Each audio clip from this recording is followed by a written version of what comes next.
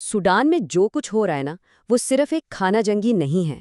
دراصل یہ ایک ایسی عالمی شیڈو وار ہے جسے دنیا نے نظر انداز کر دیا ہے، اور اس کی آگ کو دنیا کی بڑی طاقتیں ہوا دے رہی ہیں۔ چلیں دیکھتے ہیں یہ سب کیسے ہو رہا ہے۔ اچھا، اس جنگ کو سمجھنے کے لیے سب سے پہلے اس کی انسانی قیمت کو دیکھنا ہوگا، اور یہ عدد یہ ناقابل تصور ہے۔ سوچیں ذرا، تقریباً 1.5 کروڑ لوگ اپنے گھروں سے بے گھر ہو چکے ہیں۔ یہ اس وقت دنیا میں داخلی بے گھری کا سب سے بڑا بحران ہے۔ اور یہ صرف اعداد و شمار نہیں ہے، یہ سیٹلائٹ تصاویر دیکھیں، یہ زمین پر موجود سفاکانہ حقیقت کو دکھاتی ہیں۔ یہاں پوری کی پوری بستیاں صفائے ہستی سے مٹا دی گئی ہیں۔ تو اس پیچیدہ جنگ کی گتھیاں سلجھانے کے لیے ہم کیا کرنے والے ہیں؟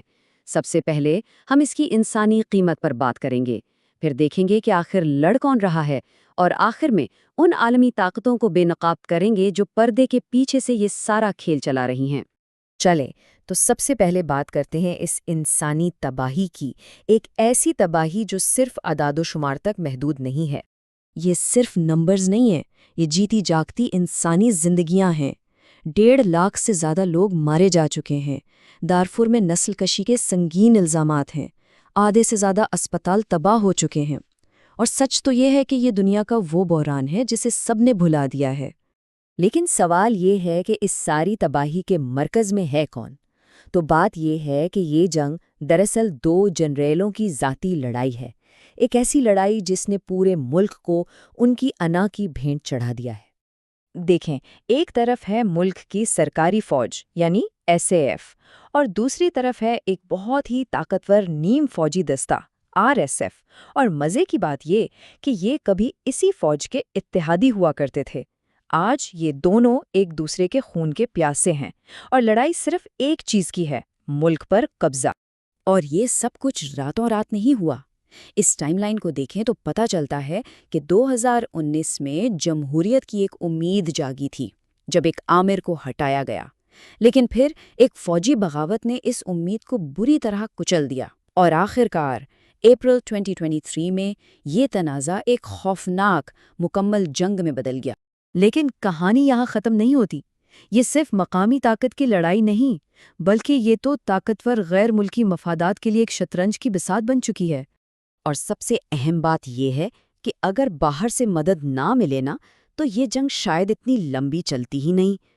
تو پھر سوال یہ اٹھتا ہے کہ آخر کون ہے جو اس آگ کو ہوا دے رہا ہے؟ کون کس کی پشت پناہی کر رہا ہے؟ اچھا، تو یہاں سے اصل کہانی شروع ہوتی ہے۔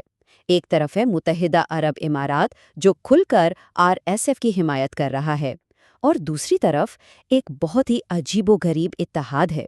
سوچیں، ایران اور سعودی عرب جو روایتی حریف ہیں، دونوں ہی SAF کی حمایت کر رہے ہیں۔ اسی چیز نے سوڈان کو ایک علاقائی شطرنج کی بساط بنا دیا ہے۔ اب ایران ایسا کیوں کر رہا ہے؟ اس کے لیے صاف کی حمایت کا مطلب ہے بحیرہ آمر پر اپنی فوجی موجودگی قائم کرنا، اور ساتھ ہی اپنے خلیجی حریفوں کو پیچھے دھکیلنا۔ یہ ایک خالص اسٹریٹجک چال ہے۔ اور پھر اس کھیل میں ایک اور بڑا کھلاڑی آتا ہے، روس۔ اور روس جو کر رہا ہے وہ شاید سب سے ہوشیار کھیل ہے۔ وہ اپنے فائدے کے لیے ایک ہی وقت میں دونوں طرف کھیل رہا ہے۔ یہ روس کا ڈبل گیم ہے۔ دیکھیں کیسے۔ سرکاری طور پر ماسکو کی حکومت SFIF کو سپورٹ کرتی ہے۔ کیوں؟ کیونکہ انہیں بحیرہ احمر پر ایک نیول بیس چاہیے۔ لیکن غیر سرکاری طور پر ان کے جو ویگنر گروپ کے کرائے کے فوجی ہیں نا، وہ RSF کے ساتھ مل کر سوڈان کا سونا لوٹ رہے ہیں۔ اور یہی چیز ہمیں اس جنگ کے اصل انجن کی طرف لاتی ہے، قدرتی وسائل کے بدلے فوجی طاقت کا کھیل، یعنی سونا دو، بندوق لو۔ یہ ویگنر کا ایک بدنام زمانہ بزنس ماڈل بن چکا ہے۔ کرنا کیا ہوتا ہے؟ کسی ایک فریق کو فوجی مدد دو، بدلے میں سونے جیسی قیمتی کانوں پر قبضہ کر لو، اس سونے کو ملک سے باہر اسمگل کرو، اور پھر اس پیسے سے عالمی پابندیوں کو بھی ناکام بناؤ اور اپنی جنگوں کو بھی فنڈ کرو۔ یہ ایک ایسا شیطانی چکر ہے جو اربوں ڈالر کما کر دیتا ہے۔ اس نقشے کو دیکھیں تو صاف نظر آتا ہے کہ یہ ماڈل زمین پر کیسے کام کر رہا ہے۔ RSF ان علاقوں کو کنٹرول کر رہا ہے جو سونے سے مالا مال ہیں، خاص طور پر دارفور میں، جبکہ SAF کا کنٹرول اسٹریٹجک بحیرہ احمر کے ساحل پر ہے۔ اور جیسا کہ ایک محقق نے بالکل ٹھیک کہا، یہ کوئی اتفاق نہیں ہے۔ یہاں تشدد اور قدرتی وسائل کا استحصال، یہ ایک ہی سکے کے دو رخ ہیں۔ یہ دونوں مل کر کام کرتے ہیں۔ تو جب اتنے سارے طاقتور ممالک کے مفادات اس افراتفری سے جڑے ہوں تو سوڈان کا مستقبل کیا ہے؟ آگے کا راستہ کیا ہے؟ سچ پوچھیں تو امن کی امید تقریباً دم توڑ چکی ہے۔ جب RSF کا لیڈر خود کہتا ہے کہ اب کوئی بات چیت نہیں ہوگی، فیصلہ صرف بندوق کرے گی، تو یہ سفارتکاری کی مکمل ناکامی کا کھلا اعلان ہے۔ جدہ اور جنیوا میں امن مذاکرات کی جتنی بھی کوششیں ہوئیں، وہ سب بار بار ناکام ہوئیں۔ اور ناکام کیوں ہوئیں؟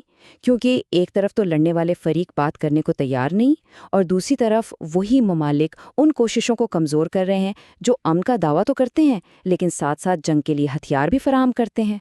اور یہ منافقت کی انتہا ہے۔ اقوام متحدہ خود یہ کہہ رہی ہے کہ باہر سے آنے والی مدد اس قتل عام کو ممکن بنا رہی ہے، لیکن اس کے باوجود ہتھیاروں کا بہاؤ آج بھی جاری ہے۔ تو آخر میں یہ ایک بہت ہی پریشان کن سوال رہ جاتا ہے کہ جب دنیا کی بڑی طاقتیں خود اس جنگ کو ہوا دے رہی ہیں تو پھر امن کے لیے پیسہ کون دے گا؟ یہ سوال ہے عالمی ذمہ داری کا، ایک ایسے تنازع میں جسے دنیا نے بڑی حد تک بھلانے کا فیصلہ کر لیا ہے۔